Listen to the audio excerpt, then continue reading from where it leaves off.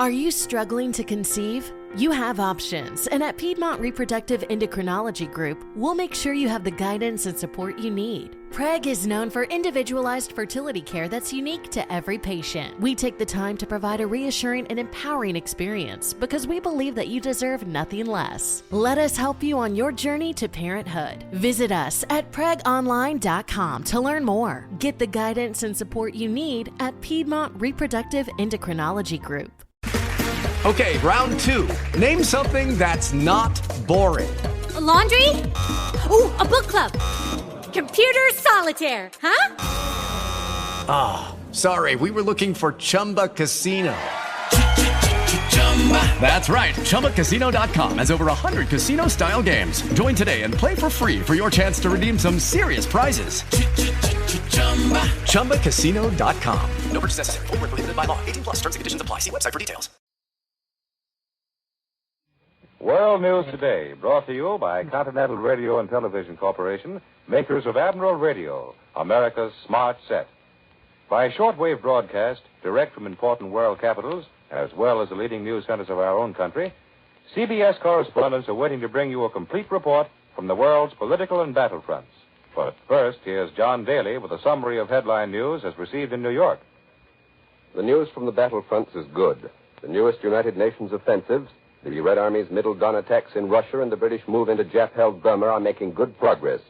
And in North Africa, the Allied pincers are slowly closing around the Germans and Italians as Hitler frantically tries to hold on to prepare the defenses against an Allied invasion of South Europe. In Russia, in the Middle Dawn offensive, the Red Army is sweeping westward at a speed comparable to the Nazi advance eastward last July. They have taken Katamarovka, only 55 miles north of Miloropol, and now threaten the entire railway line from Voronezh to Milorovo. Milorovo is a junction point of the Moscow-Rostov Railroad. It has already been cut. In Russian hands, it can and probably will be the base of a Russian offensive south to retake Rostov and smash or trap the entire German force in the great Stalingrad salient. Once again, the Russians report that they have taken thousands of German prisoners, this time well over 10,000. That fact alone is extremely significant. It's unlikely that the Russians want to take any German prisoners and will not if any semblance of resistance is offered. The thousands of Nazis that are falling into Russian hands confirm earlier Russian reports that German troops are surrendering wholesale and that the morale of the Nazi army in Russia has deteriorated. About a year ago today, Hitler, with a great deal of fanfare, took over supreme command of the German armies. The best Christmas gift the United Nations could receive is the assurance that he will not relinquish that command. As the new Russian offensive hammers and tears chunks out of the Germans, dispatches said that everywhere along the long Russian front, the Nazis are either in retreat, surrounded, or menaced on the flank. That perhaps is a bit on the optimistic side, but the Russians are holding on to what they've gained in the offensives at Stalingrad and west of Moscow. And although the Nazis have been reinforced and have launched vicious counterattacks, they have not been able to relieve the desperation of their position.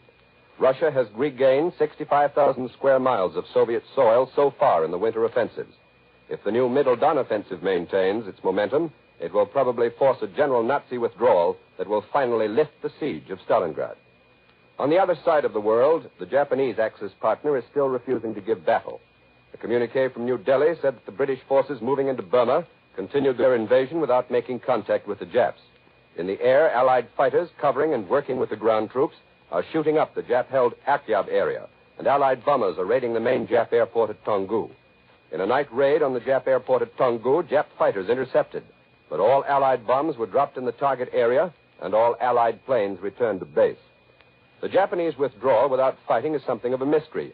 It's not like them, and they themselves have been the authority for some reports received in the past few weeks that the British were going to launch an offensive to retake Burma. They've had months to prepare their defenses. But whatever the reason, British General Wavell is obviously looking for a fight, and the Chinese have announced that their army is ready to join in the invasion. In North Africa, the Eastern Allied pincer arm in Libya is moving steadily forward. The Western arm in Tunisia is still preparing for the land offensive. That Allied air power is smashing at Axis objectives all over Tunisia, and heavy Allied air action is also reported in Western Europe across the English Channel. There has been no official news as yet, but strong fighter forces and a large American bomber force have crossed the Channel and headed into France. We'll get the latest developments on the Mediterranean and European fighting from CBS correspondents abroad.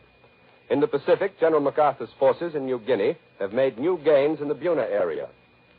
The only Jap forces remaining in that area are to hold out as long as they can, but the Allies are checkmating all attempts to reinforce them. And now for the first report from abroad, Admiral Radio takes you to CBS Algiers, Charles Collingwood reporting. This campaign in French North Africa has settled down into a muddy struggle for supply. In this present phase, a truck driver or a good mechanic is almost as important as a general. It's not very romantic, this truck driver's war. But back in the early days of this campaign, there was romance and melodrama enough for anyone. Those were the days when generals were being spirited around the Mediterranean by submarine, and there were secret conferences beneath trapdoors, and one if by day, two if by night lantern signals hanging from steeples. No episode in these almost dime novel days was more genuinely thrilling than the dramatic appearance in North Africa of General Giraud. I suppose you know that Giraud escaped from France by submarine. But the whole story of that escape has not yet been told. Giraud's rescue was engineered by an American naval captain named Gerald Wright. Wright had been with General Clark when Clark landed in North Africa before the campaign began. And he used the same submarine to get Giraud out. It was a British submarine commanded by Lieutenant Jewell. This submarine left port late in October. Captain Wright didn't know where he was to pick up General Giraud, but he knew about where, so they lay off the coast of France until November 4th. On November 4th, the submarine received directions. They were told to rendezvous and given information about minefields, and the escape was fixed for the night of November 6th. As Captain Wright says, the next step was the most ticklish of all, going submerged into a landlocked harbor in darkness. They were supposed to go, they surfaced, and lay to less than 1,000 yards off the French beach. An hour later, a large rowboat came alongside. In it were General Giraud, his son, and two staff officers. As Captain Wright tells the story, by this time the sea was considerably rougher. The rowboat was pitching as it eased up to the forward casing of the submarine. Just as the general stepped from his boat, the boat pitched, and this threw him off balance and he fell into the water.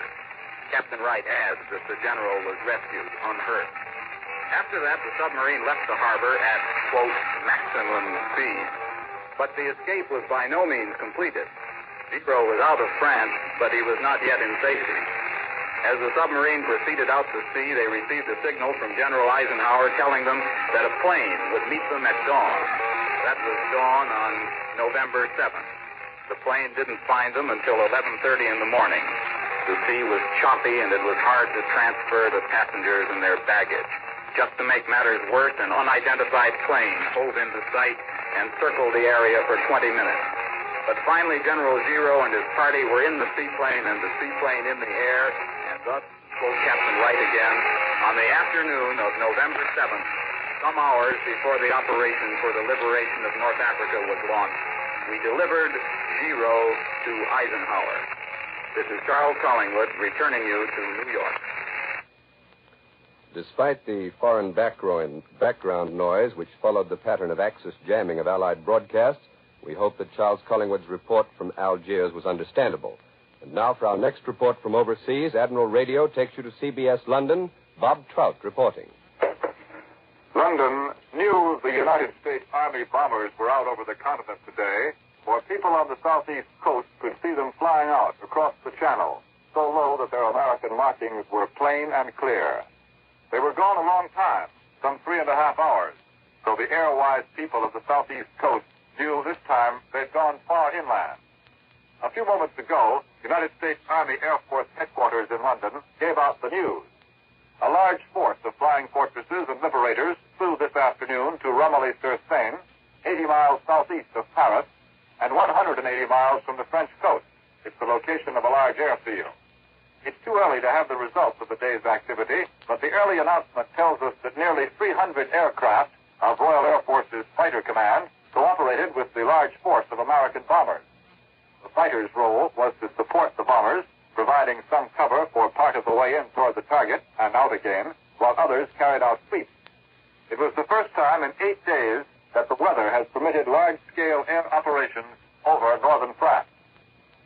A great part of daylight Allied air activity from bases in Britain is directed against the enemy's transport system on the continent. Today in London, the parliamentary secretary to the Ministry of Economic Warfare said that German-controlled railroads have to carry a greater burden than any railroad system has ever done before. A good deal of the strain has been thrown on the enemy railroads by Allied attacks on Germany's sea routes in the North Sea, in the Baltic, and in the Mediterranean. Late this afternoon, the Germans announced that Laval, Schanow, Göring, and Ribbentrop had been holding one of those conferences at Hitler's headquarters. Political and military discussions was the way the Germans put it. Furthermore, the Germans say, the meeting was imbued with the determination of the Axis powers to make an all-out effort to win final victory. This is defensive talk from the people who started out to conquer the world in an offensive without intermission. And it's also something more. It's the kind of talk engaged in by people who have taken a severe blow and know it. Today's German announcement has, in London, a somewhat familiar ring. It sounds not unlike some of those statements from London back in the days when the British were taking it hard. The British were tough enough to come through all right, and there's no doubt the Germans will make a very powerful effort to emulate the British example. For our next report, we go now to CBS Cairo and the report of Winston Burdett. This is Chester Morrison in Cairo. One trouble with being on the winning side of this war is that the Germans run too fast. And if a reporter stuck in Cairo wants to get to the front, he has to fly. The British didn't have a plane available when I wanted to go, but the Americans had dozens. So I was told by the handsome American major who runs that part of the show. Mind you, I don't think this was deliberate, but when I missed the plane he had arranged, through no fault of his, and came trailing back to the hotel in the evening, dirty and disappointed, it was probably only coincidence that the major was sitting in the lobby having a pink tea with my girl. So I got away the next morning. And for 3 days, I waited at Gambut, a way station in the desert, for another plane to Abu Dhabi. And when that plane took off, it was loaded with 50-gallon drums of gasoline, lashed to the sides of the cabin with rope. I was the only passenger. And when the dashing young American pilot came into Abu Dhabi, he landed downwind and bounced across the rough field like a kangaroo and poked the plane's nose into the mud and nearly turned a somersault. The lashings on the gasoline drums broke, and strong men groaned as they lifted the drums off me. I groaned, too.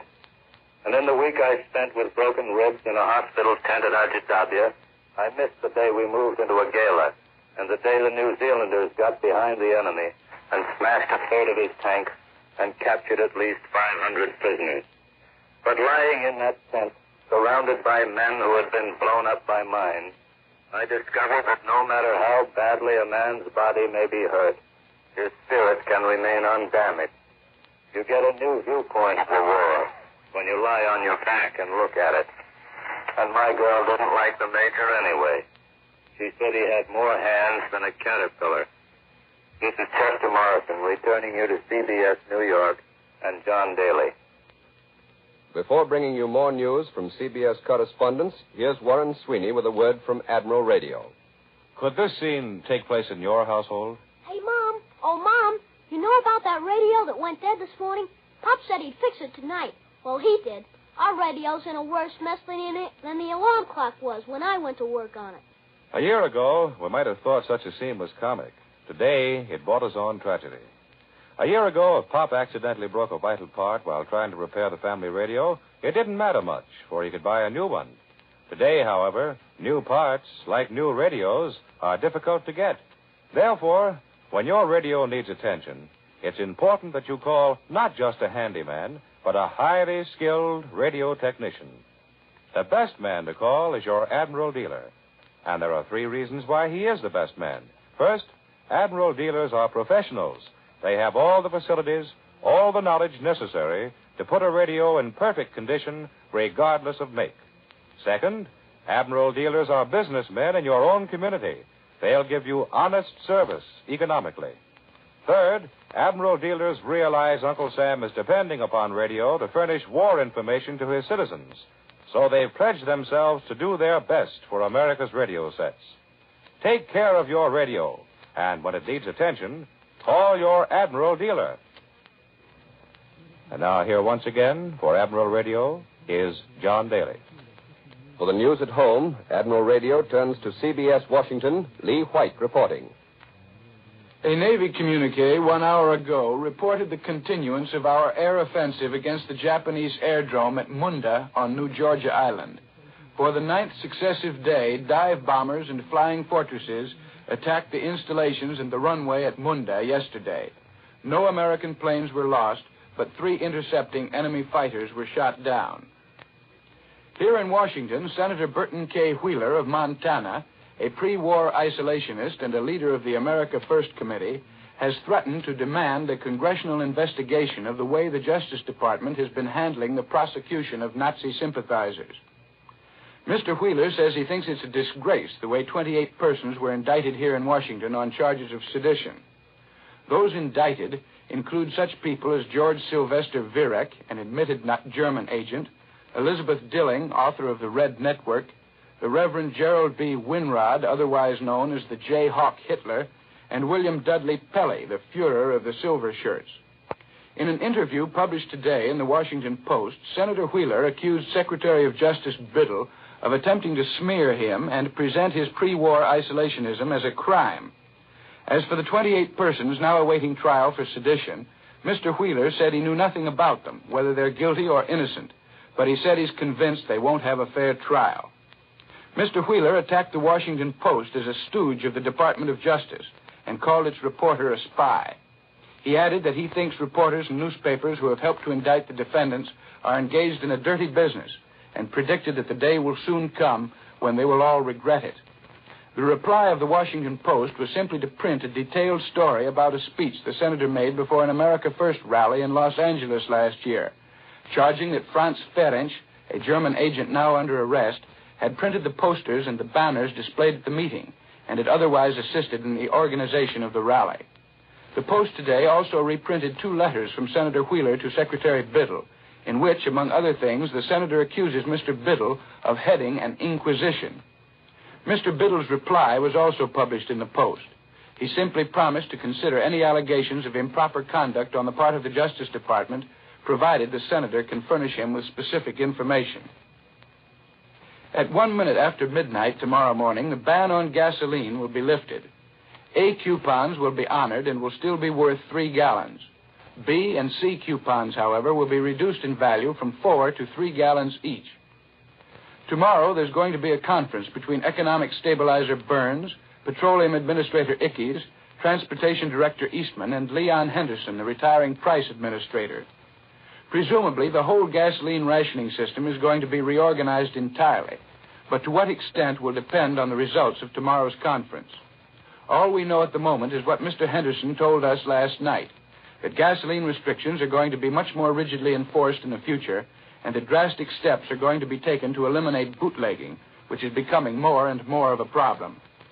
As for Christmas travel, the government wants to discourage everyone it can from going home for Christmas, but no orders have been issued. The government is leaving it up to the individual's judgment and his conscience not to put too much of a strain on transportation facilities during the Christmas holidays. Today, Donald M. Nelson reiterated past warnings that the nation faces ever more drastic restrictions on all sorts of travel, by rail, by bus, air, and by private automobile. In a letter to James E. Murray, head of the Senate Small Business Committee, Mr. Nelson says, travel by automobile is due for restriction much more drastic than that obtaining today. Travel by common carrier will be increasingly inconvenient, and in some cases not permissible at all. He advises Mr. Murray to draft plans for storing up consumer goods in the immediate vicinity of local markets as a safeguard against possible temporary breakdowns in the distributive system. There may be occasions, hours, days, or weeks in duration, he predicts, when civilian goods cannot be moved in adequate quantities to supply certain areas. Therefore, says Mr. Nelson, it will be advisable for merchants to have considerable inventories of food, fuel, clothing, and medical supplies on hand at all times. Last Friday, when the gasoline ban was first announced, many people seemed to think it was designed mainly to prevent holiday travel by automobile. Thousands of people here in Washington had been hoarding their coupons in the hope of being able to drive home and spend Christmas with their families. They knew the government disapproved of holiday travel, and so they thought the suspension of gasoline distribution had been ordered on their account. Now it seems that it wasn't, and though the government still frowns on going home for Christmas, it will apparently be possible for many people to do so. Whether they will or not, of course, depends on how seriously they privately consider the gasoline shortage to be. But the 3-day suspension seems to have had a sobering effect on many people, to judge from the number of telephone calls the local studio here has been receiving from listeners who want to help solve the problem. I now return you to John Daly in New York. One of the big news stories here at home today is the return of Captain Eddie Rickenbacker to this country. He will tell his own story over most of these stations at approximately 3:30 Eastern Wartime this afternoon. Now, here in New York is Major George Fielding Elliott, Columbia's military expert, with an analysis of the significance of the new British offensive in Burma. Major Elliott. It is far too early to determine whether the British invasion of Burma is the beginning of a real attempt to recover all of Burma from the Japanese, or is merely a local operation with the limited objective of recovering the airfield and port of Akyab on the shore of the Bay of Bengal. The enthusiasm with which the news of the British move has been received in Chongqing is, of course, understandable. Only by the recovery of Burma can China's communications with the outside world by way of the famous Burma Road be restored. Naturally, this is an operation in which the Chinese would be only too happy to cooperate to the fullest extent of their power. But the advantages to be derived from the reconquest of Burma would not be China's advantages alone. To reopen the Burma Road would mean that Allied air power could move more freely into China, because fuel and bombs and spare parts could be sent in. And the building up of Allied air bases at mainland positions is the best means of directing air attacks against the heart of Japanese industry.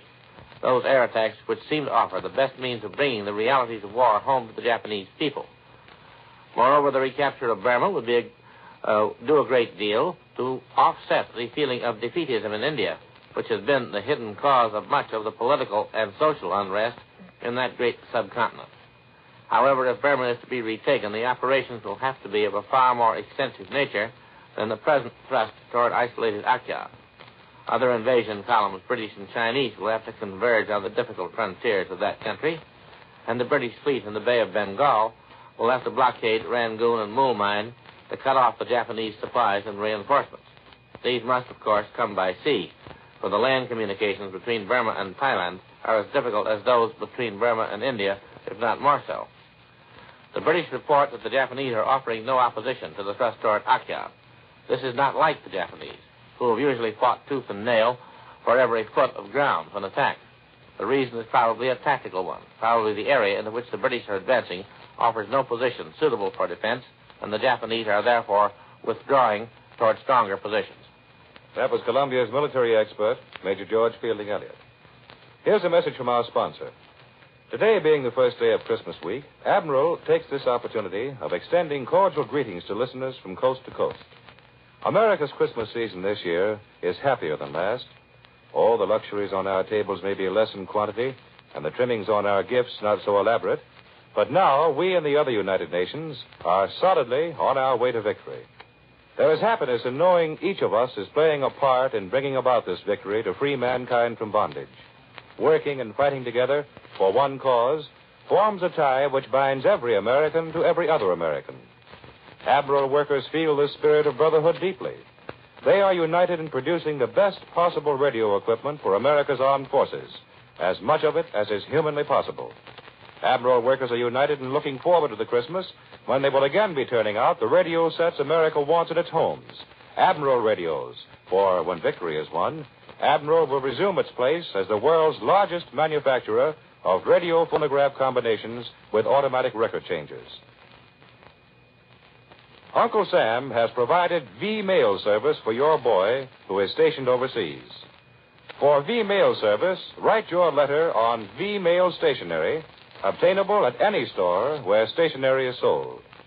Use regular airmail stamps and put it in the mailbox. The Army and the Post Office will do the rest. Photograph your letter on microfilm, fly it overseas, rephotograph, and hand it to your boy exactly as you wrote it. This is an extra service from Uncle Sam. World News Today is brought to you each Sunday at this hour by Continental Radio and Television Corporation, makers of Admiral Radio, America's smart set. Be sure to listen again next Sunday when Admiral brings you World News Today by shortwave, direct from the leading news centers of the world. This is Warren Sweeney saying good afternoon and Merry Christmas from Admiral Radio. This is the Columbia Broadcasting System. The WBBM Theater, Wrigley Building, Chicago. Are you struggling to conceive? You have options, and at Piedmont Reproductive Endocrinology Group, we'll make sure you have the guidance and support you need. PREG is known for individualized fertility care that's unique to every patient. We take the time to provide a reassuring and empowering experience because we believe that you deserve nothing less. Let us help you on your journey to parenthood. Visit us at pregonline.com to learn more. Get the guidance and support you need at Piedmont Reproductive Endocrinology Group. Hello, it is Ryan, and I was on a flight the other day playing one of my favorite social spin slot games on ChumbaCasino.com. I looked over at the person sitting next to me, and you know what they were doing? They were also playing Chumba Casino. Coincidence? I think not. Everybody's loving having fun with it. Chumba Casino is home to hundreds of casino-style games that you can play for free anytime, anywhere, even at 30,000 feet. So sign up now at ChumbaCasino.com to claim your free welcome bonus. That's ChumbaCasino.com and live the Chumba life. No purchase necessary. VGW. Void where prohibited by law. See terms and conditions. 18+.